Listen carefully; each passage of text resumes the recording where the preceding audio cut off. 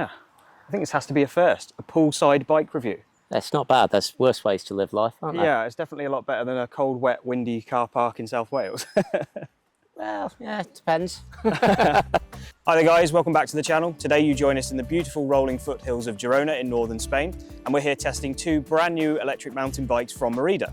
Joining me to talk about the brand new bikes is John Woodhouse from Merida. John, thanks for bringing us out to these beautiful trails and getting us some time on these new bikes. Absolutely my pleasure.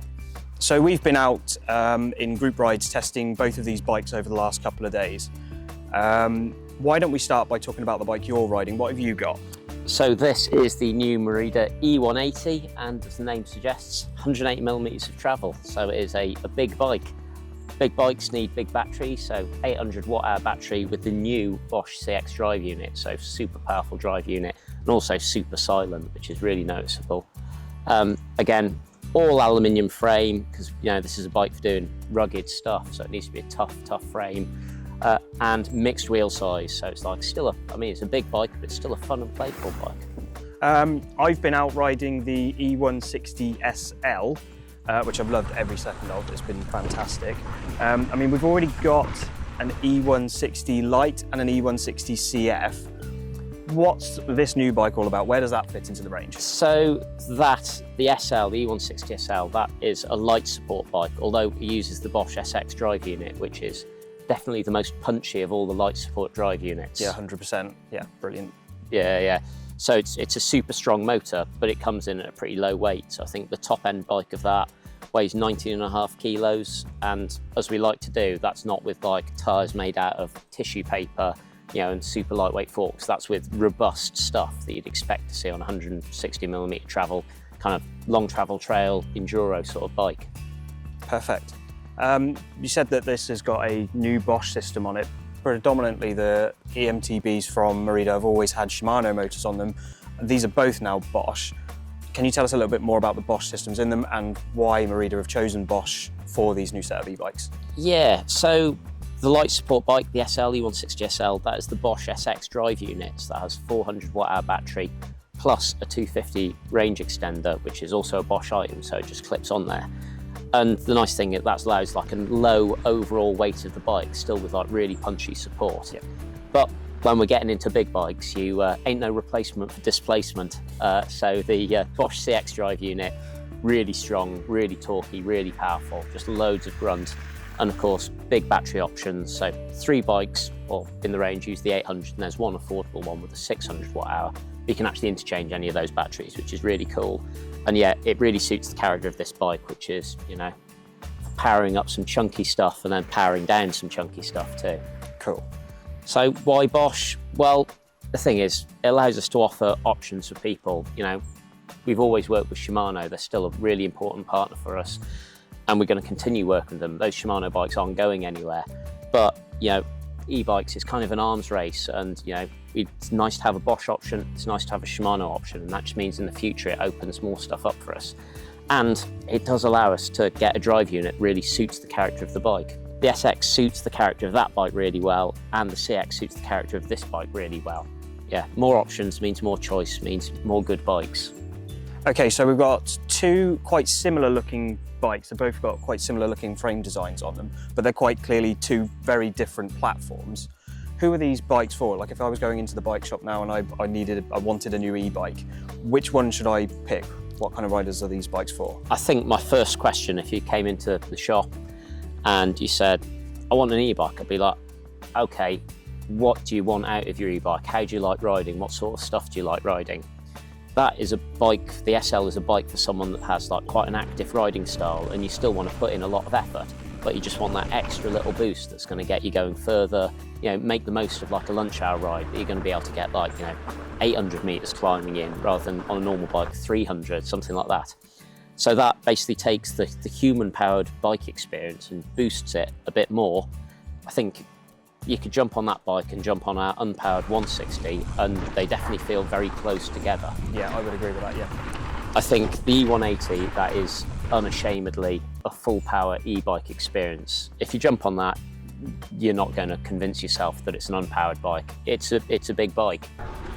There's weight there, that changes the handling. It means that it's super confident on like big descents, You know, it will power up some really tough stuff. And yeah, if you want a massive range and you want it to be kind of like super powerful and strong, the e180 is the bike for you. It's very much, we view this as sort of like, you know, the kind of, whether you want to call it super enduro, but it's either bike parks, super big mountains, and that's an important part of this bike. Again, the aluminium frame and the fact that it's certified to ASTM category 5, which is basically downhill and free ride. Wow. Yeah, so I mean, you can take this to the bike park, you can take this to the downhill track. If anything happens, it's not going to try and wriggle out of the warranty. This is what the bike is designed for. It's built to take that. The SL, on the other hand, you know, it's a full carbon fibre frame. It's full 29 wheels. You can stick a mixed wheel size setup without messing up the geometry.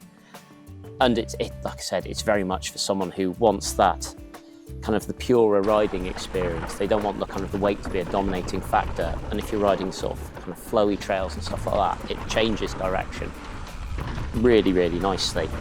This, I'll be honest, you need a bit of gradient for it to make it come alive. Whereas that, ride it on your normal trails, ride it on your normal loop, it's just, you'll just go further, you'll just go faster.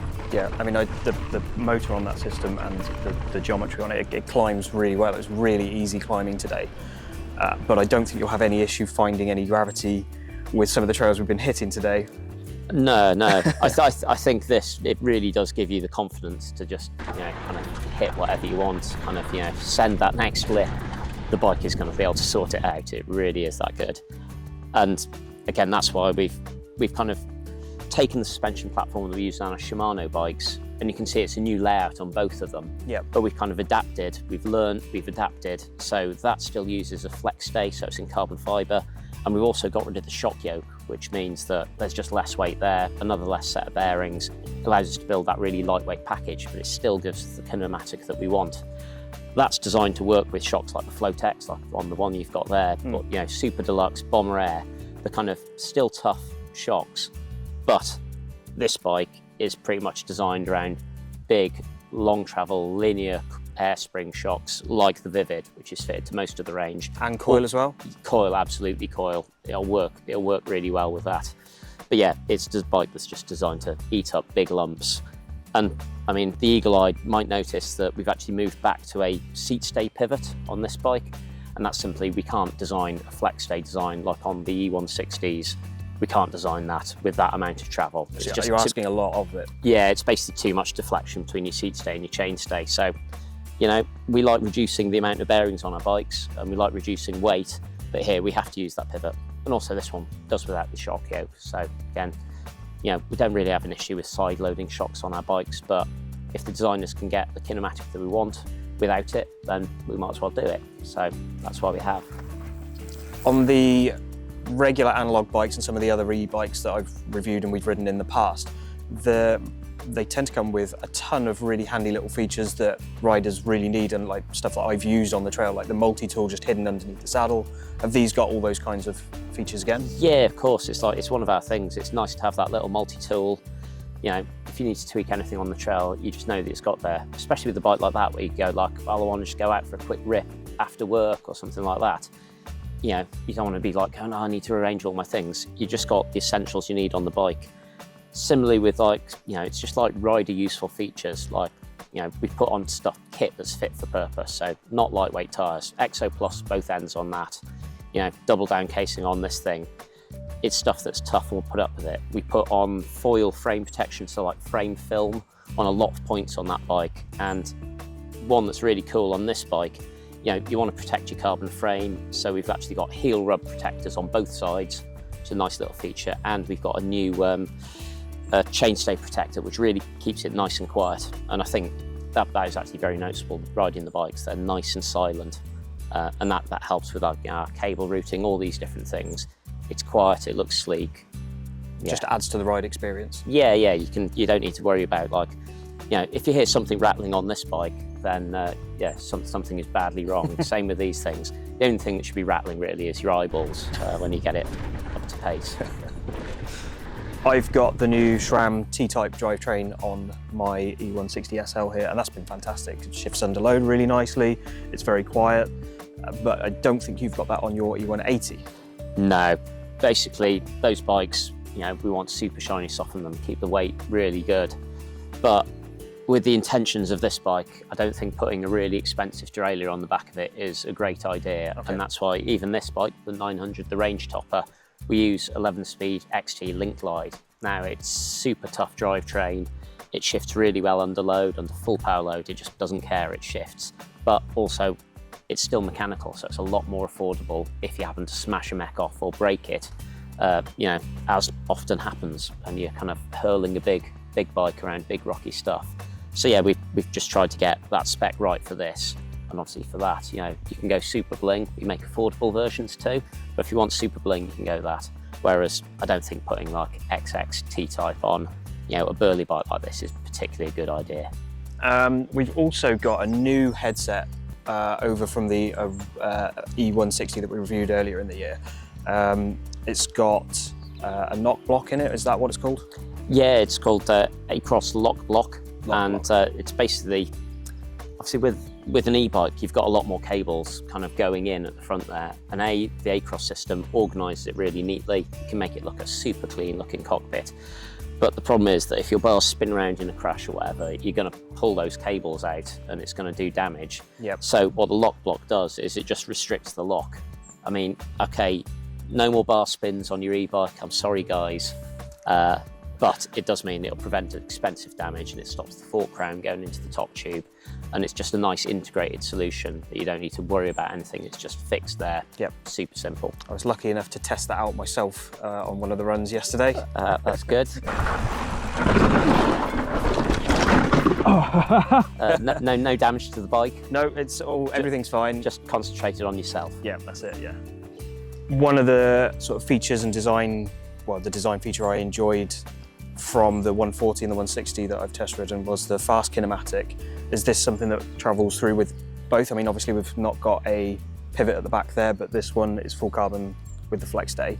So the rest of the fast kinematic on that as well?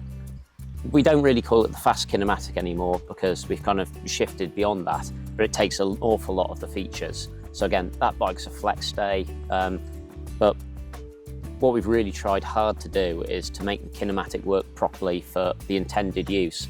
So talking about like the progression curves we've got, on that it's really designed to work really well with those shocks.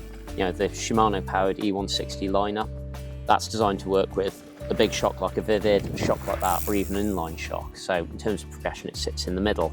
And then with this bad boy, it really is designed to work with like either coil or big travel shocks. I mean, no one in their right mind is going to put an inline shock on that. So it's the most progressive bike that we've done in terms of that suspension.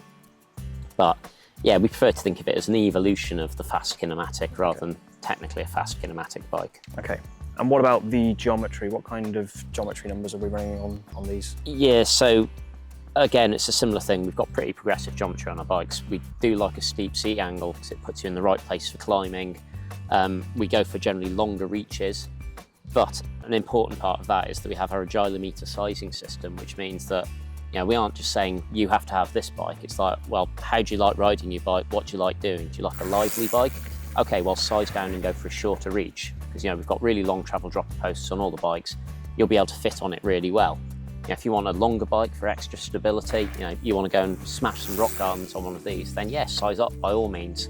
But it just allows you that kind of degree of tunability. I think an interesting thing we've seen with a lot of people is that on the SL, people ride their regular size. So, you know, if you're usually on a mid, you ride a mid. Yep. Interestingly, with this bike, the bike is super stable. So a lot of our riders have actually been sizing down because then the bike is a bit more agile. Yep.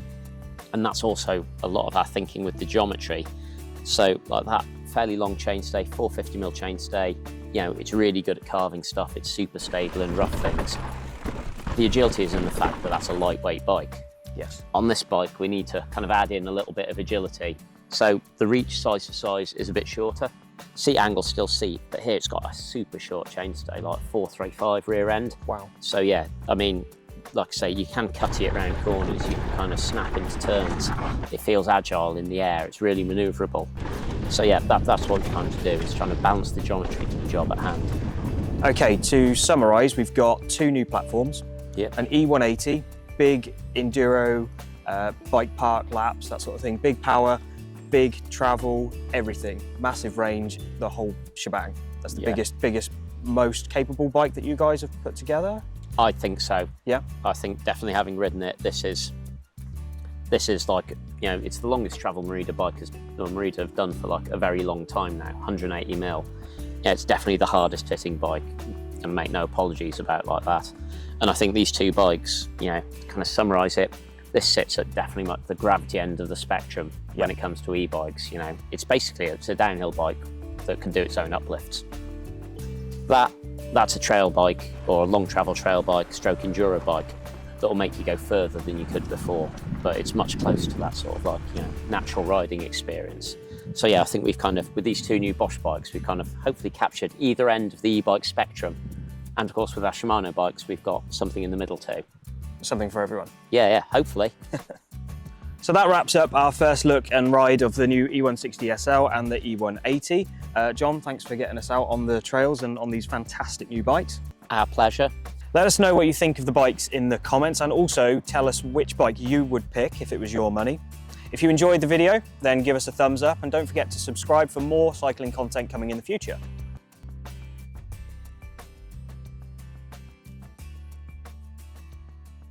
We managed to keep the Monster Energy sponsorship of the labels towards camera at all times too, so. I don't even know what these are. What are they? Free Dam beers. They're pretty nice actually. Yeah, yeah, you can get a bonus beer review in That's here. it, bonus beer review. Yeah. Not bad for a 0% beer. Yeah, if you're looking for a riding beer, Uprise recommends Free Dam 0.